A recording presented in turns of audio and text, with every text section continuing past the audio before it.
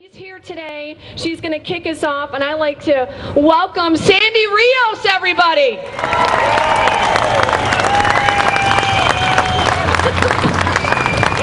Thank you, Deb. Thank you very much, and thanks for that great song.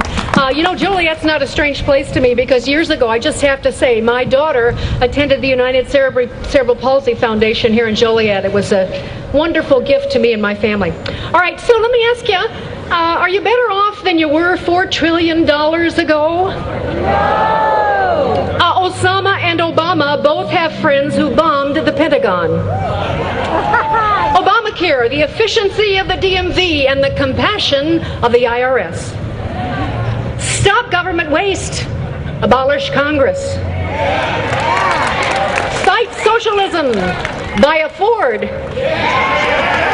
Barack Obama, a new chapter in American history, chapter 13. I thought you'd enjoy that. Just a little way to start. I actually want to say that 234 years ago, a core of American citizens just like you and me pledged their lives and their fortunes to break free of the bondage of taxes and regulations and the tyrant known as King George.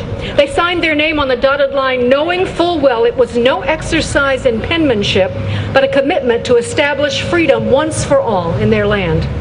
They won their freedom, and ours too.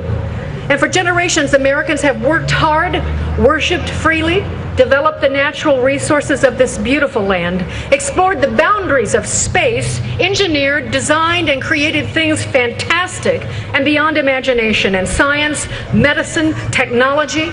We've invented cars and computers and technologies and fantastic devices, developed organizational skills and structure based on the perfect blending of law and freedom.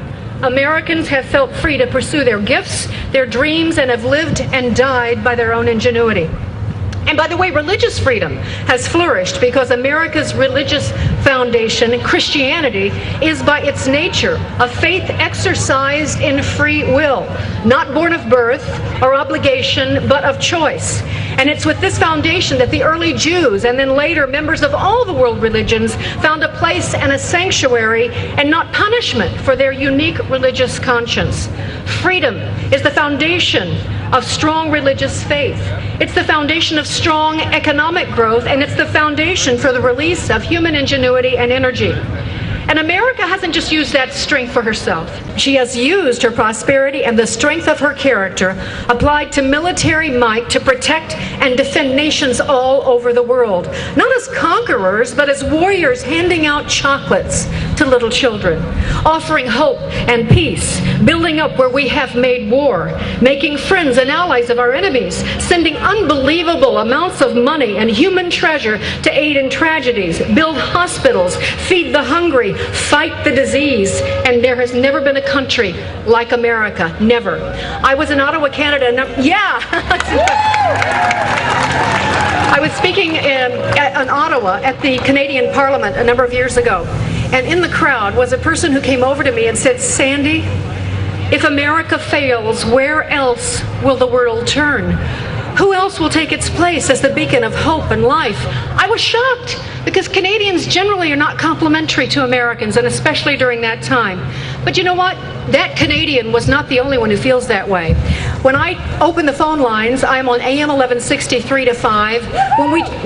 When we talk about the problems that are going on in the nation, my phone lights up with former citizens of Eastern Europe, of Nazi Germany, of Cuba.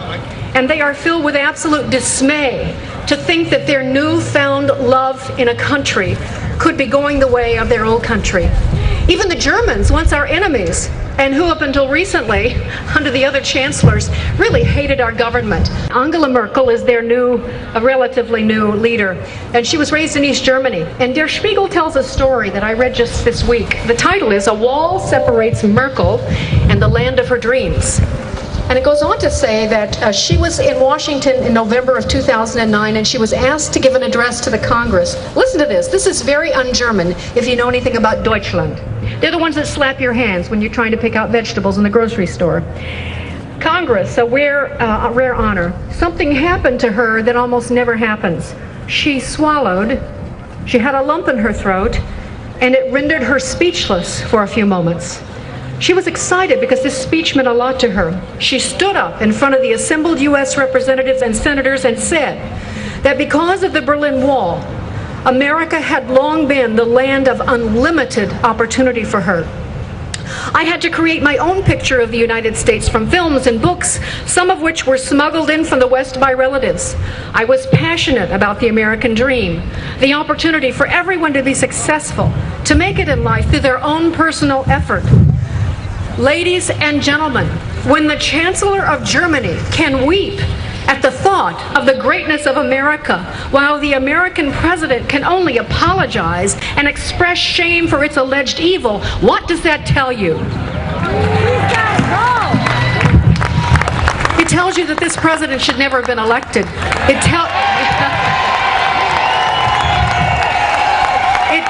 you that he does not love this country like you do, or like I do, or even like the Chancellor of Germany does.